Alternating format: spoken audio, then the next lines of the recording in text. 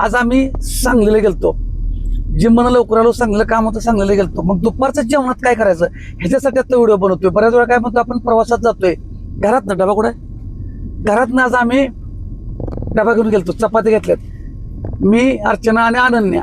मग आता ह्याच्यामध्ये काय केलं, एका डब्यात अनन्या तुला काय घेतलंय, तूप साखर चपाती. असं काय नाही की साखर पाक सोडा, आता तिला तिच्या वयाच्या मानात त्याला द्यायला पाहिजे.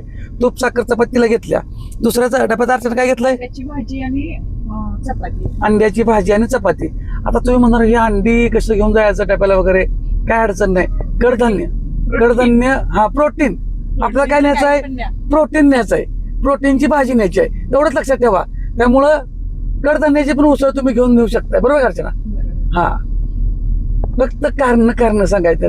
90 दिवसाचं चॅलेंज घेतलंय, दुपारचा प्रवास असेल तर अशा पद्धतीनं करू शकताय. ड्रायव्हर बांधवानो, घरातून चपात्या घेऊन जाऊ शकतोय आपण, आणि अंड्याचं 2, 3, 4 अंडी घेऊ शकतोय, किंवा कमी तेलाचं कमी स्पायसी डाळ घेऊ शकतो बघा तिथं, आणि सोबत सॅलड. बऱ्यापैकी शेतकरी बांधव आपले बसले असतात रोडला, म्हणजे सिटीमध्ये वगैरे, त्यांच्याकडून घ्या, जबरदस्त रिझल्ट येतोय.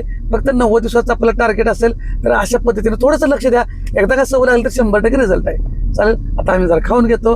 धन्यवाद, आभारी आहे.